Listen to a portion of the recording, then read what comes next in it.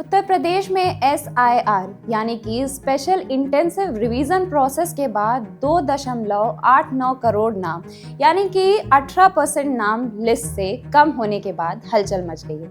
जांच में पाया गया कि ये मतदाता या तो मृत हैं या कहीं और शिफ्ट हो चुके हैं या एक से ज्यादा स्थानों पर पंजीकृत थे।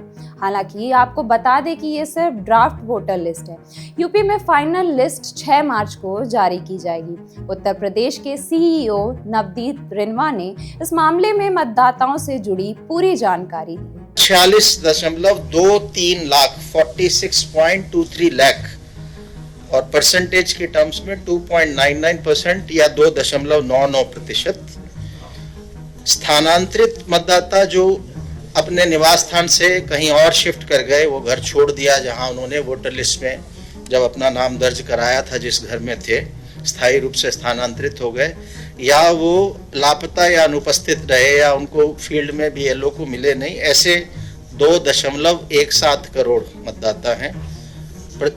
2.17 करोड़ और अगर प्रतिशत में कहें तो 14.06 14.06%।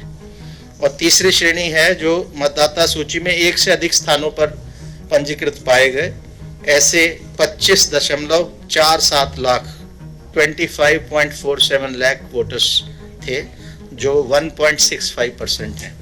सो कुल मिलाकर जो अनकलेक्टेबल था, जिनका नाम ड्राफ्ट वोटर लिस्ट में नहीं आया, वो 2.89 करोड़ या 18.70% 18.70% है।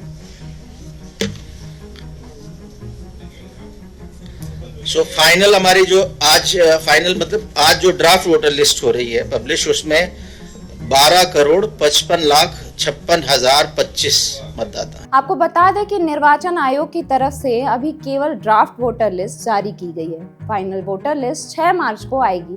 ऐसे में अगर आपका नाम ड्राफ्ट वोटर लिस्ट में शामिल नहीं है तो चिंता की कोई बात नहीं है। अगर नाम या कोई अन्य जानकारी गलत भी है तो आप 6 फरवरी तक अपने BLO ऑफिस में आपत्ति दर्ज करा सकते हैं। जब SIR शुरू हुआ था तो 31,53,705 वोटर थे और आज फाइनली 25,80,502 वोटर ड्राफ्ट रोल में हैं। इसमें आपको बताना चाहेंगे कि कुल अनकलेक्टेबल हमारे वोटर्स थे वो 5,73,203 थे और कुल हमारे नो मैपिंग वाले मतदाता 1,62,680 थे।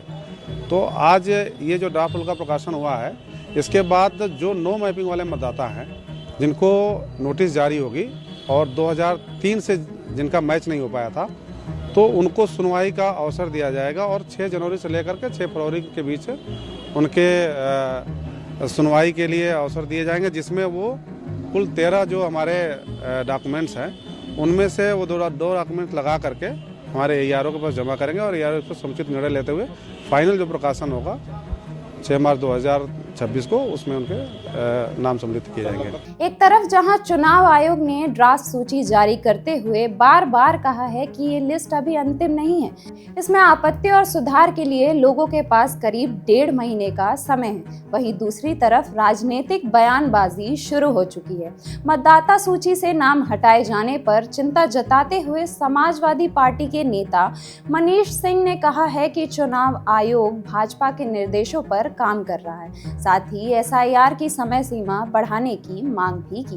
भारत का निर्वाचन आयोग भारतीय जनता पार्टी के इशारे पर काम कर रहा है। भारत का निर्वाचन आयोग भारत भर में सबसे अविश्वसनीय संस्था बनकर के रह गया है। जिस तरह से SIR में भारत का निर्वाचन आयोग अपनी एक असक्रियता दिखा करके लोगों को उससे वंचित करने की कोशिश किया, लोगों को BLOs को तमाम तरह की परेशानियां उठानी पड़ी, नागरिकों को तमाम तरह की दिक्कतों का सामना करना पड़ा, BLOs को अपनी जान तक गंवानी पड़ी और उसके बाद से भारत के निर्वाचन आयोग ने उनकी कोई सुध नहीं ली। आज उत्तर प्रदेश में 12,55,00,000 मतदाताओं के नाम गणना में सामने आए हैं, लेकिन 2,89,00,000 लोगों के नाम वंचित रह गए हैं। हमारे 81% से ऊपर जो है आज गणना में नाम सामने आए हैं, लेकिन जो नाम वंचित रह गए हैं, समाजवादी पार्टी फॉर्म 6 भरवा करके अधिक से अधिक मतदाताओं को नाम जुड़वाने की कोशिश करेगी और समाजवादी पार्टी का स्पष्ट मानना है कि इसके लिए भी तारीख बढ़ानी चाहिए। जहां तक भारत के निर्वाचन आयोग का सवाल है, मैं सिर्फ इतना कहना चाहता हूं कि भारत के निर्वाचन आयोग को लोकतंत्र में और संविधान में विश्वास रखते हुए किसी सत्ता में बैठे हुए सरकारी पार्टी के लिए काम नहीं करना चाहिए। ये डेमोक्रेसी बहुत ही त्याग के बाद से, तपस्या के बाद से, बहुत ही महापुरुषों के आंदोलन के बाद से उनको अपनी जान तक गंवानी पड़ी है इस डेमोक्रेसी को पाने के लिए।